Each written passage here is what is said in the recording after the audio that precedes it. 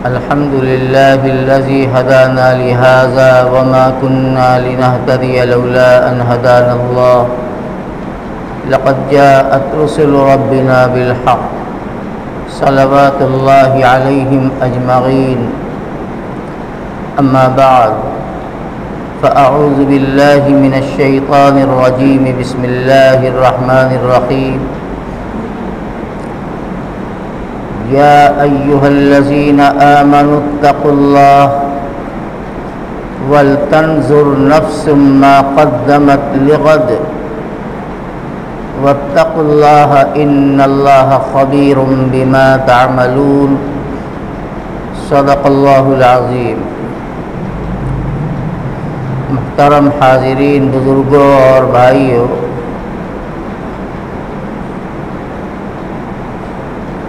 انسانی زندگی کا مقصد اپنی آخرت کی فکر کرنا اور آخرت کو سنوارنا ہے۔ ایک ایمان والا دنیا میں جو بھی کام کرتا ہے تو اس کو ہمیشہ یہ ذہن میں رکھنا چاہیے کہ اس دنیا کے بعد آنے والی بھی ایک دنیا ہے جو آخرت کہلاتی ہے اور جہاں ہمیشہ رہنا ہے، اور اس دنیا میں ہم جو کرتے ہیں یا کیا ہے یا آگے کریں گے، اللہ کے یہاں سب کا حساب دینا ہوگا۔ اللہ تعالیٰ کے یہاں ہر چیز کی پوچھ ہوگی اور اس کا جواب دینا ہوگا۔ یہ فکر آخرت ہے اور یہ وہ دولت ہے کہ اگر ہمارے اندر فکر آخرت پیدا ہو جائے تو پھر ہم غلط کام سے ہمیشہ بچیں گے اور بچنے کی فکر کریں گے، اور اگر بتقاضائے بشریت ہم سے کوئی غلطی ہو جائے گی تو اللہ کی طرف سے ہمیں توبہ کی توفیق ملے گی،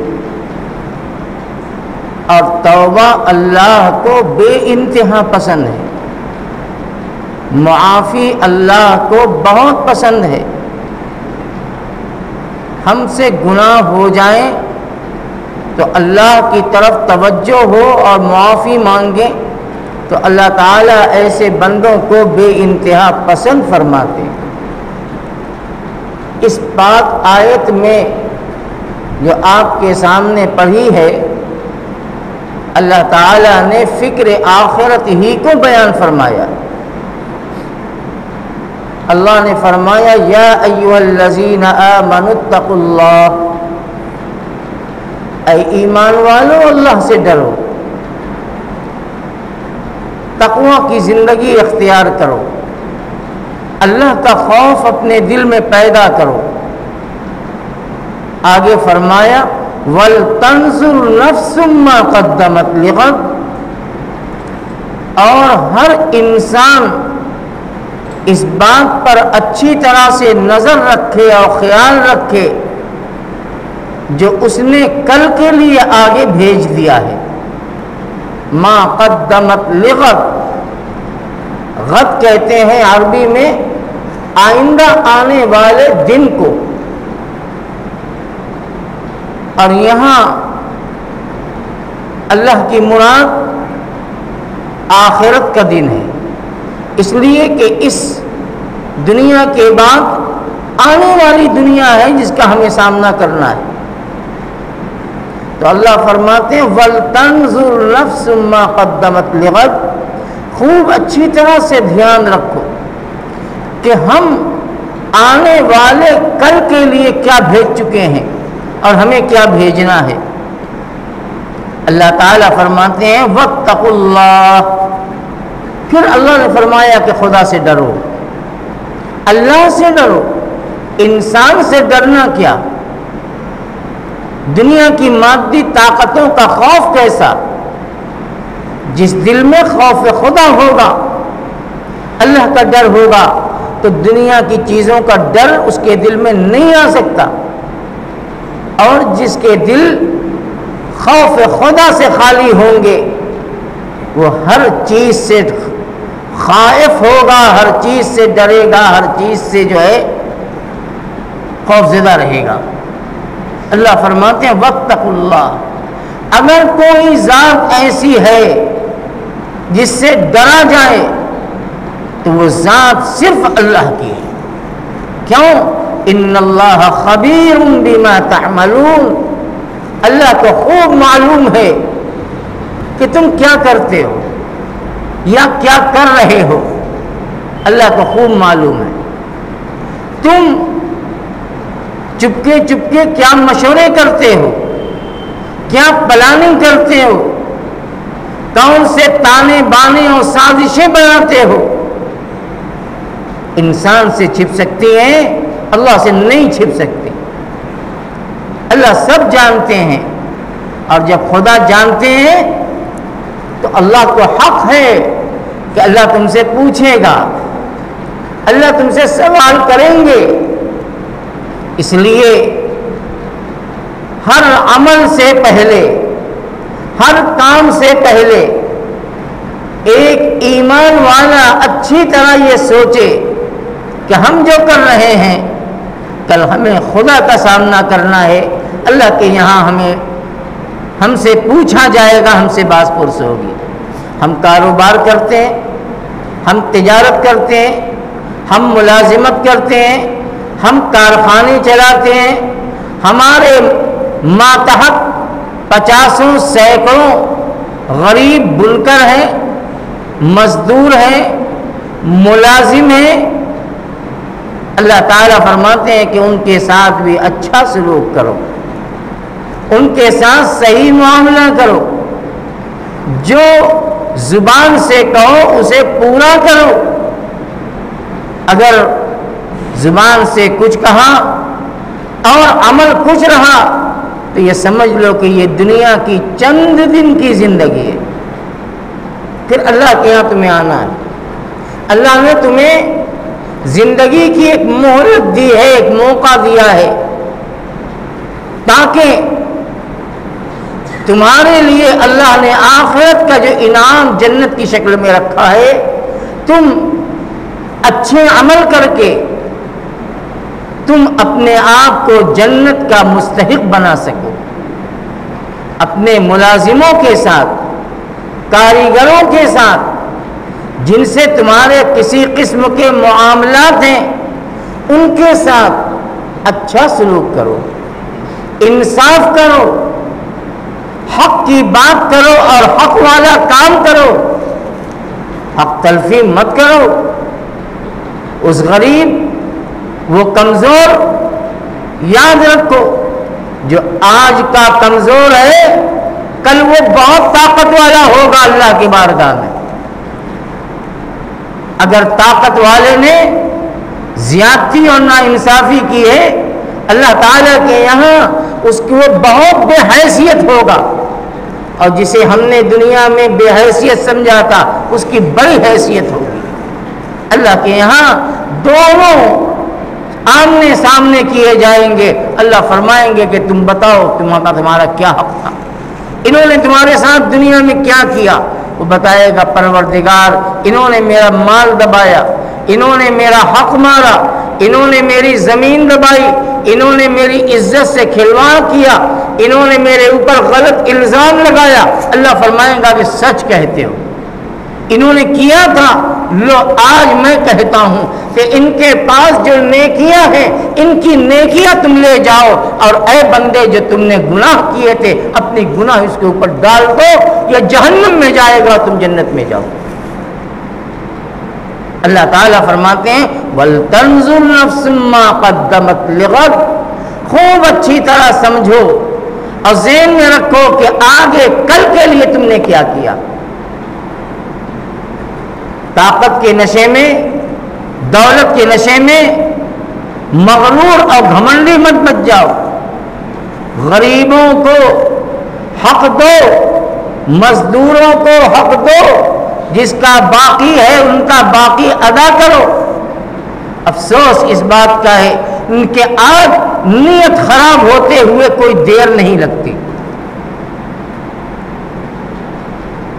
باقی ہے کچھ دن تک تو ہاں ادا کریں گے، دیں گے، اور پھر کچھ دن ہو جاتا ہے کیسا باقی، کیسا لینا دینا، چلو تمہارا ہمارا کچھ بھی نہیں، ہمیں کچھ نہیں دینا ہے، جیسے لیتے بنے لے لینا اور جیسے دیتے بنے میں دے دوں گا، اور دوں گا کہ نہیں دوں گا۔ یہ فرعونیت، یہ اپنی دولت کا غرور اور نشہ، آج بڑی شکایتیں ہیں، بڑے معاملات ہیں ایسے کہ ہم بڑے صاف ستھرے بنے ہیں، بہت اچھے بنے ہیں، لیکن جن سے معاملات ہوتے ہیں اور ہوئے ہیں، وہ جب اپنی بات بتاتے ہیں تو حیرت ہوتی ہے کہ ہم کہاں گر چکے، کس سطح تک ہم پہنچ چکے، ایک مسلمان ہونے کی حیثیت سے ہمارا کردار کیا ہے۔ اگر خوب اچھی طرح سمجھو، اگر باپ نے کسی سے کوئی معاملہ کیا، لین دین کیا، باپ کے ذمے باقی تھا، والد کا انتقال ہو گیا، دنیا سے چلے گئے، تو اب اولاد کی ذمہ داری ہے کہ اس حق کو ادا کرے۔ وہ یہ نہیں کہہ سکتے کہ تم نے ابا کو دیا تھا، اب ابا نہیں ہے، اب جاؤ چلو، مجھے نہیں دیا تھا۔ یہ ہو رہا ہے، شاید آپ کو حیرت ہو، یہ ہو رہا ہے۔ ایسا لوگ کہہ رہے ہیں کہ تم جانو ابا جانے، ابا اب دنیا میں نہیں۔ باپ کی دولت، باپ کی وراثت، باپ کی میراث، اس کے لیے تو چاروں ہاتھ سے آگے بڑھو گے کہ ہم کو زیادہ مل جائے، ہم کتنا بڑھتی لے لیں۔ اب باپ کے کاندھے پر جو حق تھا اور اس بوجھ کو لے کر آج سینکڑوں من زمین کے بوجھ میں چلا گیا، تو تم کہتے ہو کہ ابا جانے اور تم جانو، نہ ہم نے لیا ہے نہ ہم دیں گے۔ دنیا کے اندر یہ دبنگئی چلتی ہے، دنیا کے اندر یہ گھمن اور تکبر اور بڑائی کا گندا ذہن چلتا ہے۔ اللہ کے یہاں نہیں چلے گا، اللہ کے یہاں نہیں چلے گا۔ حقدار کو اس کا حق ادا کرنا پڑے گا، یا اپنی زندگی میں اس کو راضی خوشی کر کے اس سے معاف کراؤ اور اس سے معافی مانگو۔ یہ نہیں ہے کہ چلو دبا ہے دبا رہنے دو، جب حج کرنے جائیں گے ملاقات کے لیے تو آئے گا، کہیں گے کہ معاف کر دو معاف کر دو۔ اس سے معاف نہیں ہوتا۔ اس دھوکے میں نہ رہنا کہ اس وقت جو ہے ہم کہیں گے کہ کہاں سنا معاف کرو، کیا ہوا معاف کرو، ہاں معاف ہے ہاں معاف ہے، ایسے معاف نہیں ہوتا۔ اس لیے کہ نہ تم دل سے کہہ رہے ہو نہ وہ دل سے کہہ رہا ہے، اسے تو انتظار ہے کہ ہمیں ہمارا مال، ہمارا حق، ہمارا پیسہ، ہماری زمین، ہماری پراپرٹی ملے گی۔ صرف زبانی معاف کر دو معاف کر دو، ہاں معاف ہے، اس سے بیڑا پار ہونے والا نہیں ہے۔ مسلمانوں اپنے معاملات کو درست کرو، اپنے اخلاق، اپنے اعمال کو درست کرو۔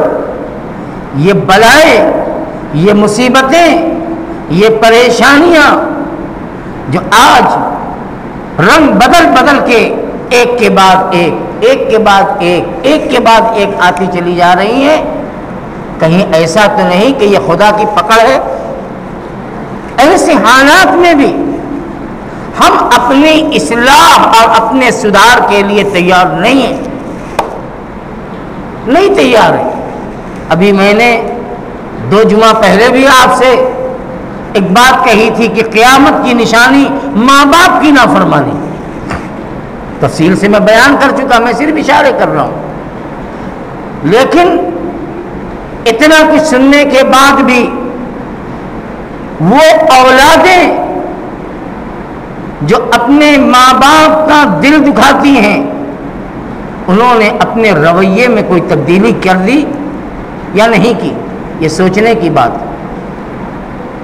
اپنے والدین سے معافی مانگا کہ نہیں مانگا، یہ سوچنے کی بات ہے۔ مقصد صرف سنانا اور سننا نہیں ہوتا، اپنے اندر احساس پیدا کرانا ہوتا ہے، اللہ کا ڈر پیدا کرنا ہوتا ہے۔ اس لیے میں نے جو آیت پڑھی تھی وَلْتَنْظُرْ نَفْسٌ مَّا قَدَّمَتْ لِغَدٍ، کل کی فکر کرو، جو آنے والا کل ہے، ایک پر ایک، ایک کے بعد ایک لوگ جا رہے ہیں اور جاتے رہیں گے، یہ سلسلہ کبھی بند نہیں ہوگا۔ جس کا وقت آئے گا وہ چلتا بنے گا، وہ سب چھوڑ دے گا۔ کتنے ایسے ہیں جن کو میں نے دیکھا اور میں نے سنا، یہ مکان، یہ کاروبار، یہ دکان، یہ بزنس، یہ باغ، یہ زمین بہت ہے، اور پھر آگے کی پلاننگ، لیکن ایسا موت کا پنجہ آیا اور کچھ نہ کر سکے، کچھ کہہ نہ سکے، کچھ کہہ نہ سکے، زبان بند ہو گئی اور دنیا میں چلے گئے خالی ہاتھ۔ اللہ کا جو دیا ہوا ہے اس پر خدا کا شکر ادا کرو اور حق اور انصاف والے راستے کو اختیار کرو۔ خاص طور سے ماتحتوں کے حقوق، کمزوروں کے حقوق، جن کی ذمہ داریاں ہمارے اوپر ہیں، ان کے حق ہمارے اوپر کیا ہیں، اس کی فکر کرو۔ اور اس میں باپ اور بیٹے دونوں کو فکر کرنے کی ضرورت ہے۔ باپ یہ نہ سمجھے کہ صرف میرا حق ہے، بیٹا میرا حق ادا کرے، بلکہ باپ یہ بھی سوچے کہ ہمارے اوپر بھی بیٹے کا اور اولاد کا کوئی حق ہے، ہم نے اپنی اولاد کا حق ادا کیا کہ نہیں کیا، دونوں کو سوچنا ہے۔ اسلام ہر ایک کی رعایت کرتے ہوئے کوئی حکم نافذ کرتا ہے یا کوئی فیصلہ سناتا ہے۔ آج حق تلفی ہر چیز میں حق درجہ ہے اور اس کا احساس نہیں ہے، فکر نہیں ہے۔ اللہ کے یہاں قدم نہیں ٹلے گا جب تک کہ خدا کے یہاں اس کا معقول جواب نہ دے لوگے۔ اور جو یہ مطمئن ہے کہ ہم دیکھ لیں گے، ہمارے پاس جواب ہے، انہیں بہت ڈرنے کی ضرورت ہے، بہت ڈرنے کی ضرورت ہے۔ آقا مدنی حضرت محمد الرسول اللہ صلی اللہ علیہ وسلم کی زندگی، آپ کے صحابہ کی زندگی ایسی پاکیزہ، ایسی مقدس، ایسے تقویٰ اور عمل کے اس معیار پر کہ دوسرا کوئی پہنچ نہیں سکتا، لیکن وہ بھی بہت ڈرنے والے تھے، بہت ڈرنے والے تھے۔ میں صرف ایک واقعہ سناتا ہوں۔ حضرت امیر المؤمنین عمر ابن خطاب رضی اللہ تعالی عنہ، ہر مسلمان کو جانتا ہے، نام سنتا ہے، کتنی اونچی شخصیت، صحابہ کرام میں کتنے فضل و کمال کے مالک، دوسرے خلیفہ حضرت صدیق اکبر رضی اللہ عنہ کے بعد اللہ نے ان سے کتنا کام لیا، دین کا کتنا کام ان کے ذریعے سے اللہ نے لیا، اور اسلام کو، مسلمانوں کو کیسی طاقت اور عزت ملی ہے۔ آپ کبھی کبھی مجھ سے سنتے رہتے ہیں، اس وقت مجھے یہ نہیں بتانا ہے۔ اتنی بڑی حکومت ان کے زمانے میں مسلمانوں کی تھی کہ آج کتنے ملک اس میں سما جائیں، 22 لاکھ مربع میل پر حکومت تھی، اسکوائر میل 22 لاکھ۔ آج اگر ان علاقوں کو دیکھو گے تو 20 نہیں کتنے ملک اس کے اندر ہضم ہو جائیں گے۔ ہندوستان کے اندر تک ان کی حکومت تھی. کتنی بڑی حکومت. اب دائرہ اسلام کا پھیلتے ہی چلا جاتا تھا. تقاضے ضرورتیں نئی نئی سامنے آتی تھی. لیکن اللہ کا ڈر کتنا تھا. حضرت عمر ابن خطاب رضی اللہ تعالی عنہ نے ایک مرتبہ اللہ سے عجیب دعا مانگی. فرمایا پروردگار میں بوڑھا ہو گیا, میرے جسم کمزور ہو گئے, میرے اندر طاقت کم ہو گئی, ذمہ داری بہت بڑھ گئی. اے اللہ میں اپنی جان تک اور اپنی سوچ تک میں نے کسی کے ساتھ کوئی ناانصافی تو نہیں کی ہے, ضرورتیں بہت بڑھ گئیں. اے اللہ اب مجھ سے نہیں سنبھلتا, اے اللہ مجھے دنیا سے اٹھا لیجیے. کون دعا مانگ رہا ہے؟ امیر المؤمنین ہیں. ایسی طاقت اور ایسا دبدبہ ہے کہ دنیا کی اس زمانے کی سپریم طاقت قیصر اور کسریٰ جن کے نام سے تھر تھر کرتے تھے, دلوں پر حکمرانی کرتے تھے. لیکن خوف خدا کا عالم یہ ہے کہ اللہ اتنی بڑی ذمہ داری ہے, اتنا ہی بڑا کل قیامت کے دن مجھ سے سوال کیا جائے گا. اے اللہ میں کیا جواب دوں گا؟ اگرچہ میں نے اپنی دانست میں کوئی ایسا کام تو نہیں کیا, لیکن انسان ہوں, کوئی غلط ہو گیا تو اللہ ہم کیا جواب دیں گے؟ کسی کا حق میرے پاس رہ گیا یا کسی ایک غریب سے غریب رعایا کو بھی میری ذات سے کوئی تکلیف پہنچ گئی تو میں آپ کا کیا جواب دوں گا؟ اے اللہ اس سے مجھے بچا لیجئے. اب میں آپ سے اب موت مانگتا ہوں. حالانکہ شریعت میں موت مانگنے کی اجازت نہیں ہے, لیکن حضرت کا موت مانگنا بھی خیر تھا. وہ خیر کی بنیاد پر تھا, وہ ہمدردی کی بنیاد پر تھا, وہ امت کے ساتھ اور خلق خدا کے ساتھ شفقت کی بنیاد پر تھا. اب کہاں ہے وہ جذبہ؟ اب صرف ہم سنتے ہیں اور سن کے کوئی واہ کرتا ہے, کوئی آ کرتا ہے اور کان سے نکال دیتا ہے. اللہ فرماتے ہیں وَلْتَنْظُرْ نَفْسٌ مَّا قَدَّمَتْ لِغَدٍ. خوب سوچ کے قدم بڑھاؤ. 10 مرتبہ سوچو تب زبان سے ایک بات نکالو, اور 10 مرتبہ سوچو تو پاؤں کا ایک قدم بڑھاؤ. اس لیے کہ زبان سے نکلی ہوئی بات بھی اللہ کے ریکارڈ میں ہے, پاؤں سے بڑھا ہوا ایک قدم بھی اللہ کے ریکارڈ میں ہے, ہاتھ کا استعمال بھی خدا کے ریکارڈ میں, نگاہ کا استعمال بھی خدا کا ریکارڈ میں. اللہ سے نہیں بچ پاؤ گے. اب وہ جذبہ, وہ اخلاص, وہ ہمدردی, وہ کمزوروں کے ساتھ شفقت و محبت کا احساس اب رخصت ہو رہا ہے.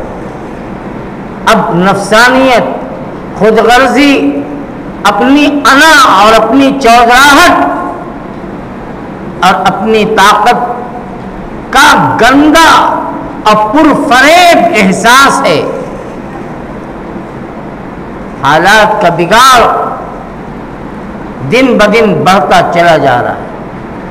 خوب ڈرو, اللہ کا خوف پیدا کرو, تنہائی میں بھی سوچو, جلوت میں بھی سوچو, سامنے سے بھی, اور جو صحیح ہو جائے اللہ کا شکر ادا کرو, جو غلطی ہو جائے غلطی کی بھرپائی کرو, اور پھر اس کے بعد بھی اللہ تعالیٰ سے معافی مانگو کہ ہم سے جو بن پڑا ہم نے کر دیا, اے پروردگار اب آپ معاف کرنے والے ہیں, آپ مجھے معاف کر دیجیے. تو اللہ کو اپنے بندوں کی یہ عاجزی اور یہ احساس اللہ کو اب پسند آتا ہے, اور اللہ ایسے بندوں کے ساتھ دنیا میں عافیت کا, عزت کا, دل کے سکون کا, اب بلاؤں اور بیماریوں سے حفاظت کا غیب سے انتظام فرماتے ہیں. ورنہ دنیا کا ڈر اور دنیا کی فکر انسان کو طرح طرح کی مصیبتوں میں گرفتار کر دیتی ہے, مصیبتوں کے اندر مبتلا کر دیتی ہے, اور پھر اس کے بعد انسان اس سے نکلنے کی کوشش کرتا ہے، اور جتنا نکلنا چاہتا ہے اتنا پھنستا چلا جاتا ہے۔ ہلکے پھلکے بن کے رہو، بے فکر بن کے رہو، تو دیکھو موت بھی آئے گی تو ہنستی ہوئی آئے گی، اور موت کے وقت بھی تم ہنستے ہوئے دنیا سے جاؤ گے۔ اور آج تو ہم موت کے نام سے تھراتے ہیں۔ کیوں تھراتے ہیں؟ تھرا کے بچ تو سکتے نہیں، تھراتے اس لیے کہ زندگی کا کالا کرتوت میرے سامنے۔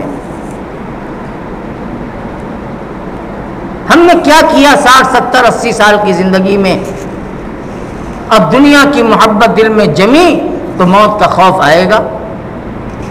حضرت حکیم الامت حضرت تھانوی رحمۃ اللہ علیہ کے بارے میں نے اپنے اساتذہ سے سنا کہ ایک مرتبہ حضرت تھانوی رحمۃ اللہ علیہ اپنی خانقاہ تھانہ بھون میں بیٹھے ہوئے تھے، اور حضرت کی عجیب کیفیت تھی۔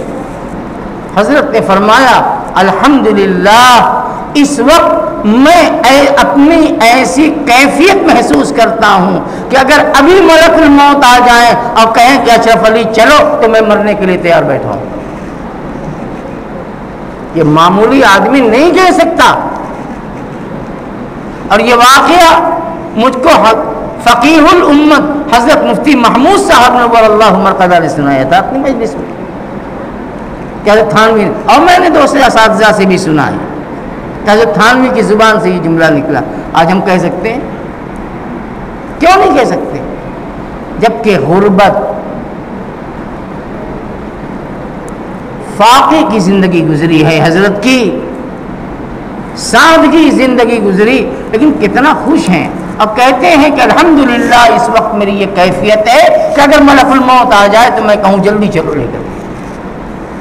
میرے بھائیو، گناہ کا پہاڑ آج ہم نے اپنے سروں پہ رکھ رکھا ہے، آخرت کی فکر نکلی ہوئی ہے، اور اس فکر کو اپنے اندر پیدا کرنے کی کوشش کرو۔ زبان کی لفاظی اللہ کے یہاں نہیں کام دے گی، وہاں تو سیدھی سادھی اور سچی پکی بات چلے گی، یہ نہیں چلے گا۔ بہت ضرورت ہے اس کی، احساس پیدا کرو۔ ہمارا احساس مردہ ہو چکا، عمل بھی کرو، اللہ سے مانگو بھی۔ ایک عمل میں آپ کو بتاتا ہوں، اس وقت یاد آ گیا مجھے، پاکستان کے ایک بڑے عالم نے بیان کیا ایک مرتبہ، پریشانی چاہے وہ بیماری کی شکل میں ہو،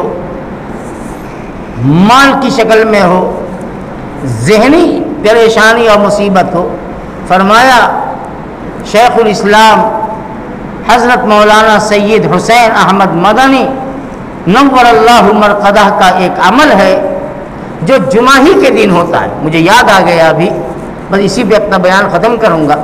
جمعہ کے دن عصر کے بعد کا ہے۔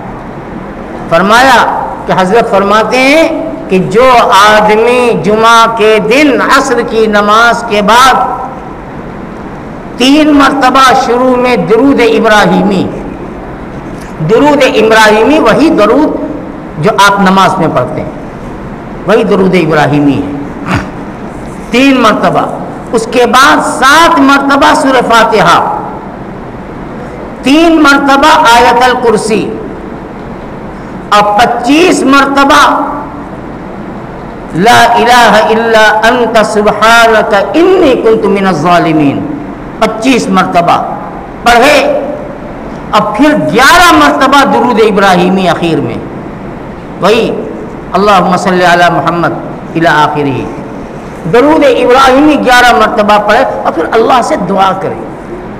اب چاہے دعا ہاتھ اٹھا کے کرے یا دل میں کرے، دونوں شکلیں ہیں، لیکن اخلاص کے ساتھ، اللہ کے وعدے پر یقین کے ساتھ دل سے دعا مانگے، اور مسلسل جمعے کو یہ عمل کرتا رہے، انشاءاللہ اس کی دنیا اور دین کی مصیبتیں اور پریشانی اللہ اپنی رحمت سے دور فرما دیں گے۔ میرے بھائی، اللہ والوں کا بتایا ہوا یہ عمل ہے، اگر ہم یقین اور اعتماد کے ساتھ کریں، یہ 8 سے 10 منٹ کا وقت لگے گا، تو بزرگوں کی بتائی ہوئی بات خیر سے خالی نہیں ہوتی۔ اگر ہم اپنے مقصد میں کامیاب نہ ہو سکے تو یہ سمجھنا کہ یہ ہماری کمزوری ہے، یہ ہماری کمی ہے، کوئی ایسی رکاوٹ ہے ہمارے عمل کی کہ جس سے ہماری دعائیں قبول نہیں ہو رہی ہیں۔ تو یہ ایک عمل تھا جو میں نے آپ کے سامنے بیان کیا۔